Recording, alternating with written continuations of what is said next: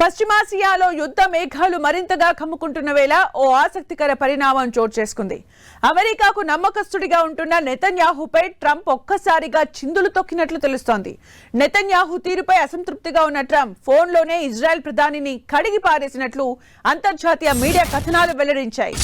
నేను లేకపోతే నువ్వు జైల్లో ఉండేవాడివి అంటూ నెతన్యాహుపై ట్రంప్ గట్టిగానే ఫైర్ అయినట్లు తెలుస్తోంది.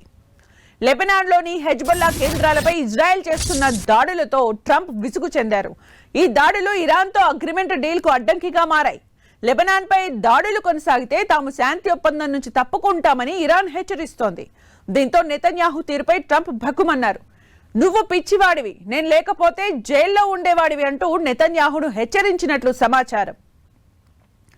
ఫోన్ కాల్ అనంతరం ట్రంప్ తన సోషల్ మీడియా వేదిక ట్రూత్ సోషల్లో స్పందించారు. నెతన్యాహుతో సానుకూల చర్చ జరిగిందని పేర్కొంటూ బీరూట్ వైపు వెళ్తున్న ఇజ్రాయెల్ దళాలను వెనక్కి తిప్పినట్లు చెప్పారు. అంతేకాదు హెజ్బొల్లా ప్రతినిధులతో కూడా చర్చలు జరిపినట్లు వెల్లడించారు. ఇజ్రాయెల్ దాడులు చేయకపోతే తాము కూడా కాల్పులు ఆపేందుకు హెజ్బొల్లా అంగీకరించిందని ట్రంప్ పేర్కొన్నారు. ఇరు పక్షాలు కాల్పులు నిలిపేస్తాయి, ఇది శాశ్వతంగా కొనసాగుతుందని ఆశిస్తున్నాను అంటూ ఓ పోస్టు చేశారు.